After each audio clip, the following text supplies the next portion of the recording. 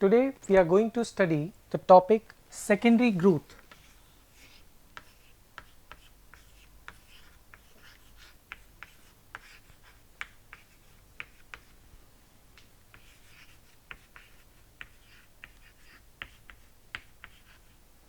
Secondary growth is an important topic in the chapter Anatomy of Flowering Plants. So we know the definition of growth. Growth is the irreversible increase in number, size, length of the organism. So when we study plants, we understand that the plants initially they grow in length, and this increase in length is called primary growth. So we first define primary growth as the growth of stem and root in length. So we define primary growth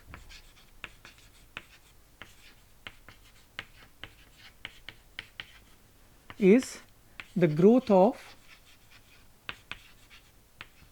stem and root in length. Now the meristem responsible for primary growth is primary meristem. Primary meristem. Now students, you must understand this concept that why do plants need secondary growth. See, when the plant grows in height, it grows in length, there is a limit to which it can reach, after which it will start to fall down. So to prevent that fall down, the plant needs to grow in girth or diameter so that it can become strong and so that it can go to much more height. So we understand secondary growth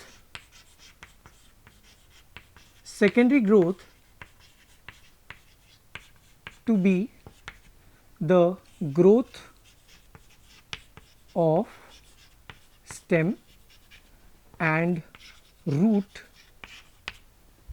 in girth और diameter. अगर हिंदी में कहें तो plant चौड़ाई grow करेगा ताकि वो और मजबूत हो सके, ताकि वो ऊपर जा सके. Now one crucial point regards to secondary growth, we must remember कि सेकेंडरी ग्रोथ किन प्लांट्स में पाई जाती है. तो हम लोग बोलते हैं it is found in dicots and gymnosperms. Dicot and gymnosperms. और किन प्लांट्स में सेकेंडरी ग्रोथ नहीं पाई जाती है तो हम लोग कहते हैं it is absent in monocots. So ये बातें हम लोगों ने सेकेंडरी ग्रोथ के बारे में की. नाउ सेकेंडरी ग्रोथ को हम लोग क्लासिफाई करते हैं कि किस प्रकार सेकेंडरी ग्रोथ स्टेम के अंदर होती है, किस प्रकार सेकेंडरी ग्रोथ रूट के अंदर होती है.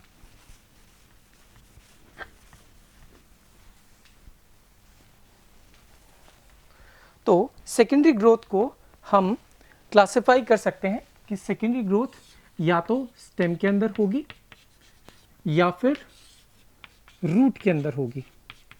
नाउ क्योंकि ये चैप्टर है एनाटॉमी, और एनाटॉमी के अंदर हम जानते हैं कि there is division. So stem के अंदर there is a region which is called stele. Stele is the region everything within the pericycle. तो इसके अंदर हमारे वैस्कुलर कैम्बियम, पिथ, ये सब आता है.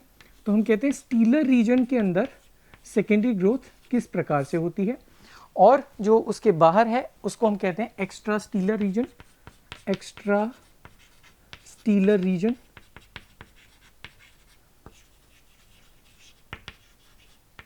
सिमिलरली यहां पर भी होगा स्टीलर रीजन होगा, और यहां पर भी होगा एक्स्ट्रा स्टीलर रीजन होगा. एक्स्ट्रा स्टीलर रीजन होगा. हम याद रखेंगे कि जब सेकेंडरी ग्रोथ की बात हम स्टेम के अंदर करते हैं तो हम कहते हैं कि स्टीलर रीजन के अंदर जो सेकेंडरी ग्रोथ होती है उसके लिए वैस्कुलर कैम्बियम रिस्पॉन्सिबल होती है. वेस्कुलर कैम्बियम रिस्पॉन्सिबल होती है, शॉर्ट में हम वीसी लिख सकते हैं, वीसी लिख सकते हैं। इसी प्रकार जो एक्स्ट्रा स्टीलर रीजन के अंदर जो ग्रोथ होती है, सेकेंडरी ग्रोथ होती है, वो हमारी कॉर्क कैम्बियम की हेल्प से होती है, कॉर्क कैम्बियम की हेल्प से होती है। और कॉर्क कैम्बियम को हम शॉर्ट में लिख सकते हैं सी सी सी। स्टीलर रीजन जब रूट की बात करेंगे तो यहाँ पर भी हम लोग कहेंगे वेस्कुलर कैम्बियम का रोल होगा, शॉर्ट में लिख रहे हैं। इसी प्रकार एक्स्ट्रा स्टीलर रीजन की जब हम बात करेंगे तो अगेन हम कहेंगे कॉर्क कैम्बियम का रोल यहाँ पर होगा। अब इसके आगे जब हम डिस्कस करेंगे तो हम यहाँ से शुरू करेंगे।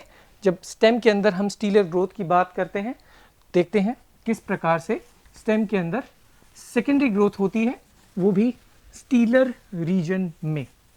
तो हम लोग डिस्कस करेंगे। यहाँ हम लिखते हैं सेकेंडरी ग्रोथ,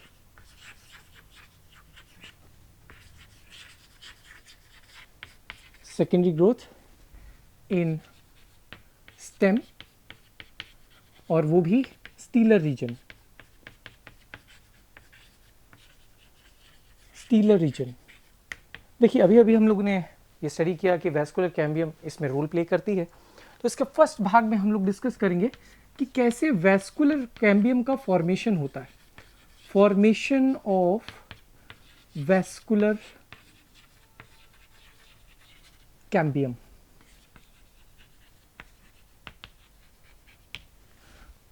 इसको स्टडी करने के लिए हम एक डाइकॉट प्लांट का ट्रांसेक्शनल व्यू बनाते हैं। तो डाइकॉट प्लांट का ट्रांसेक्शनल व्यू कुछ इस तरीके से हम लोग बना सकते हैं।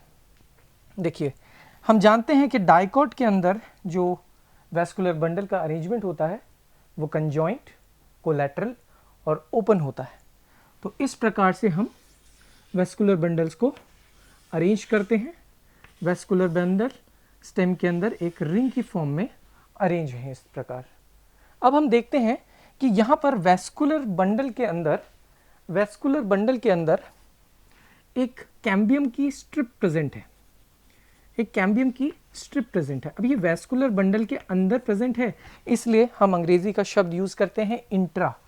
इंट्रा माने with in. This is intra fascicular cambium, intrafascicular cambium.